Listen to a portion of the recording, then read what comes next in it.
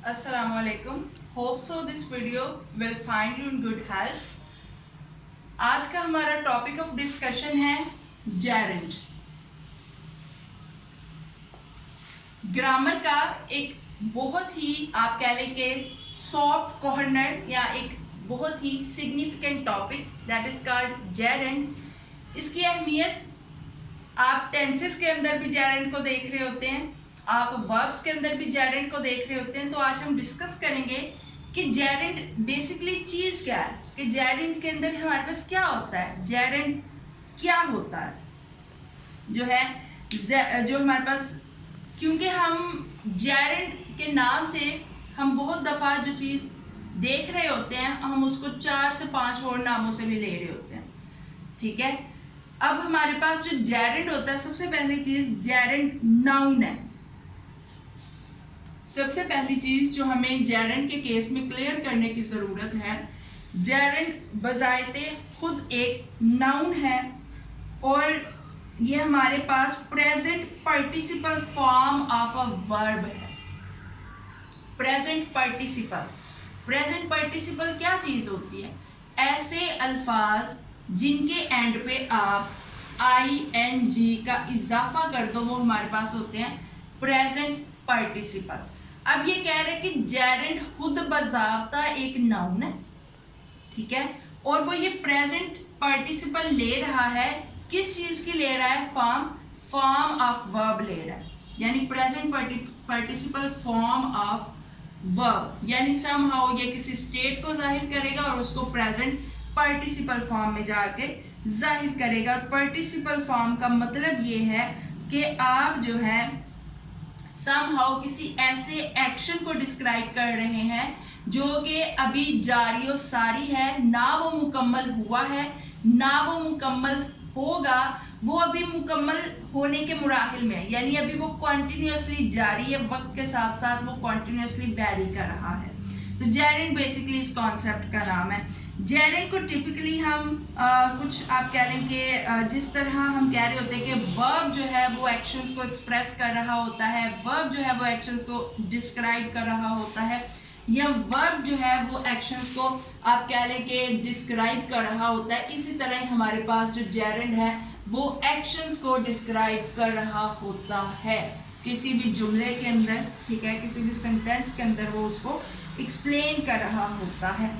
अब मज़े की बात यह है कि बहुत सारे लोग जो है वो इस चीज़ को जो है वो अंडरस्टूड कर रहे होते हैं और वो कह रहे होते हैं जी जेरेंड बिल्कुल वर्ब है, ठीक है, और जेरेंड जो है वो आपके जुमले के दरमियान में इस्तेमाल होगा. तो ये चीज़ गलत है. आप जेरेंड, पहली बात तो ये कि आप जेरेंड को ये बाउंड नहीं किया जा सकता कि जेरेंड जुमले के दरमियान में इस्तेमाल होगा. जेरेंड जुमले के शुरू में भी इस्तेमाल हो सकता है, ठीक है. अभी मैं आपके सामने करती भी हूँ ताकि आपको क्लियर हो जाए कि हम इसको शुरू में भी इस्तेमाल कर सकते हैं, लेकिन हमें जिस चीज़ की ज़रूरत है वो है इसकी पहचान, जहाँ से हमें ये पता चले कि भाई यहाँ पर जेरेंड यूज हो रहा है. जैसे अभी फॉर एग्जाम्पल आप देखिएगा, मैं यहाँ पर कह रही हूँ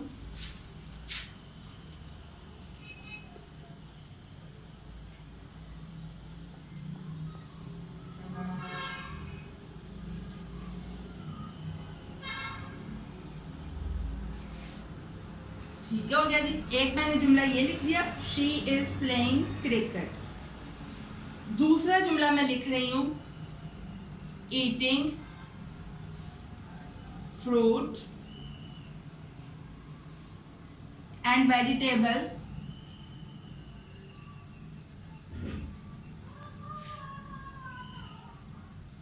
इज गुड फॉर यू. ठीक है जी, ये मैंने लिख दिए 2 जुमले आपके सामने. इधर से हम देखेंगे कि क्या हमारे पास जेरेंड सिर्फ दरमियान में यूज हो सकता है या जेरेंड हमारे पास जुमले के शुरू में भी यूज हो सकता है. ठीक हो गया जी. तो देखिए जेरेंड जो है वो यहाँ पर इस जुमले में अगर आप देख रहे हो तो शी क्या है? सब्जेक्ट आपको बता रहा है, ठीक है, और क्रिकेट क्या है? ऑब्जेक्ट.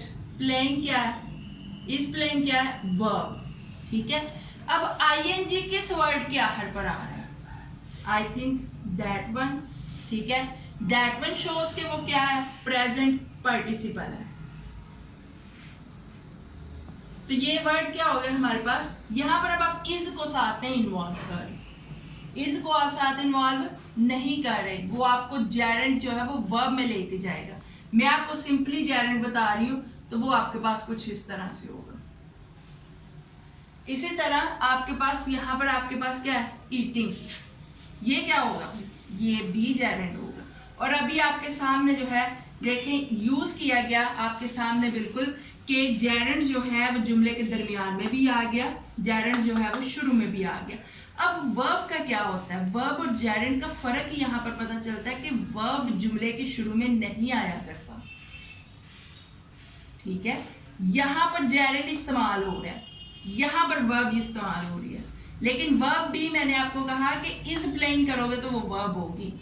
जेरेंट को अगर सिंपली देखना है तो आप उसको जो सबसे पहले देखते हो उसकी पहचान देखते हो, उसकी आइडेंटिफिकेशन देखते हो। और आइडेंटिफिकेशन क्या कहती है कि ING एंड पे आएगा, जो कि जाहिर करेगा कि वो प्रेजेंट पार्टिसिपल में है, जो जाहिर करेगा कि अभी वो कॉन्टिन्यूस है काम, ठीक है, अभी वो मुकम्मल नहीं हुआ, अभी वो कॉन्टिन्यूस है। इसी तरह आपके पास यहाँ पर आपने देखा जेरेंट यहाँ पर भी ING के साथ आ रहा है, लेकिन नोट करें ना यहाँ पर पहले कोई सब्जेक्ट है ना वहाँ पर आपको कोई जो है वो एज सच ऑब्जेक्ट मिल रहा है, ठीक है। लेकिन यहाँ पर आप चीज कर नोट करें कि जुमले के बिल्कुल शुरू में है, यानी नाउन या प्रोनाउन की जगह पर भी इस्तेमाल हो रहा है, तो समहाउ हम कह रहे होते हैं कि जेरेंट जो है वो इज अ नाउन, ठीक है। लेकिन वो किस चीज की प्लेस लेता है, वो प्लेस लेता है आपके पास प्रेजेंट पार्टिसिपल की, जो कि कहाँ से वो ले रहा होता है, वो ले रहा होता है वर्ब से, ठीक है। लेकिन इसमें ये बिल्कुल भी नहीं कहा जाता कि जेरेंट इज अ वर्ब। अगर ऐसा होता तो जेरेंट को तो फिर आपने जो टाइप्स ऑफ वर्ब देखी उसके अंदर आपको बता देना चाहिए था कि जेरेंट क्या चीज़ है, ठीक है। लेकिन वहाँ पर इसको एक्सप्लेन ना करने का मतलब ही ये है कि जो जेरेंट है वो उसकी टाइप में इंक्लूड नहीं है, ठीक है। जेरेंट इज अनदर कॉन्सेप्ट, ठीक हो गया जी।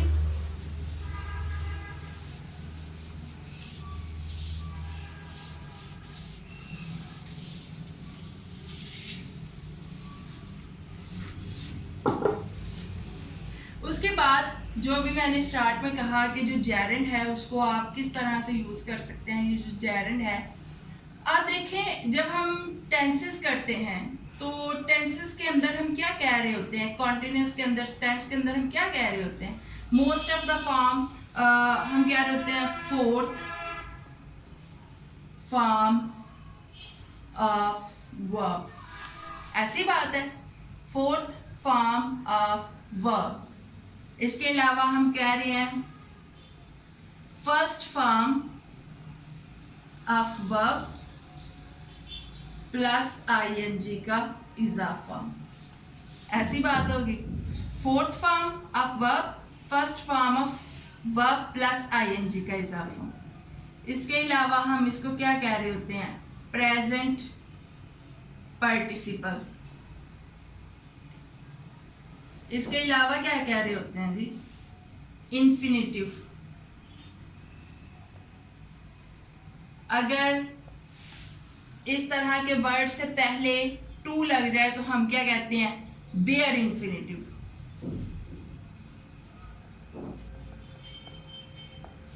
ठीक है। और इसी का एक नाम हमारे पास होता है जेरेंट, इज इट। और इसी को ही हम सिंपली वर्ड में अगर बात करें तो हम क्या रहे होते हैं, वर्ब। ये एक ही लफ्ज को मैंने आपके सामने जो है वो 7 मुख्तलिफ नामों के साथ रख दिया। एक ही वर्ड की बात हो रही है जी। यानी अगर मैं बात करती हूँ जेरेंट की तो मेरे पास क्या आएगा, प्लेइंग, ऐसी बात है।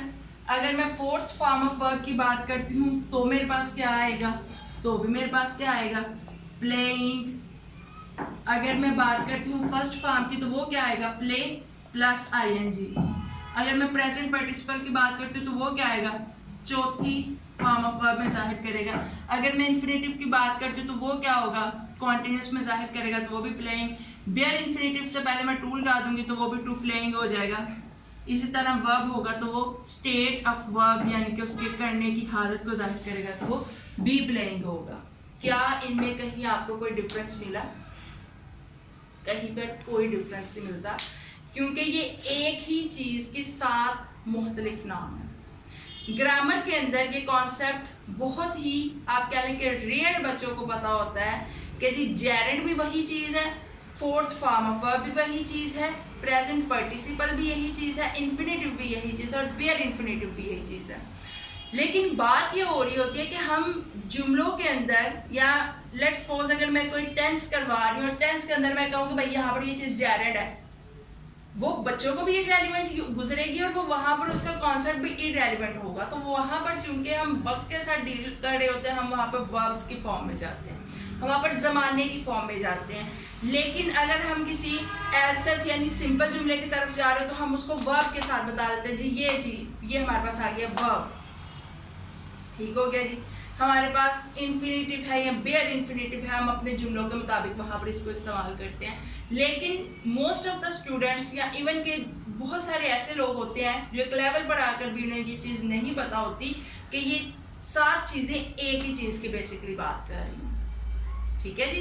तो ये था जी जेरेंड आज का हमारा टॉपिक। होप सो आपको क्लियर हो गया हो, लेकिन अगर फिर भी इसके अंदर कोई सवाल है आप कमेंट बॉक्स में आए, अपना सवाल प्लेस करें, इंशाल्लाह आपको जवाब देंगे, ठीक है। सवाल अगर आए तो लास्ट में देखें, पूछा करें। इससे एक तो आपका फ़ायदा होगा कि जो कॉन्सेप्ट जो है वो आपका रह गया वो इंशाल्लाह दोबारा जो है वो बता दिया जाएगा। और बाकी जो है अगर कोई सजेशन हो तो वो भी लाजमी आप दे सकते हैं, और एप्रिसिएशन तो ज़ाहिर सी बात एक्सेप्टेबल ही है, वो भी आप लाजमी दे सकते हैं। इसके अलावा आपने चैनल को सब्सक्राइब करना है, शेयर और लाइक करना मत भूलें। और इसके अलावा जो है अगर कोई क्यूरी हो, ठीक है, अगर किसी को इंग्लिश के नोट्स चाहिए हो तो वो भी जो है वो कमेंट सेक्शन में आके इन रीज़नेबल प्राइजेस आपको वो मिल जाएंगे, जो कि फर्स्ट ईयर और सेकंड ईयर खास तौर पर इवन के 4th ईयर तक वो आपके लिए यूज़फुल होंगे, 9th to 4th ईयर, ठीक है। नोट्स आपके पास वो यूजेबल होंगे। आप जो है वो कमेंट सेक्शन में आए और आप आके बात कर सकते हैं, वहाँ पर इंशाल्लाह आपके साथ कोऑपरेट किया जाएगा। बाकी मिलते हैं अगली वीडियो के साथ। ओके, अल्लाह हाफिज़।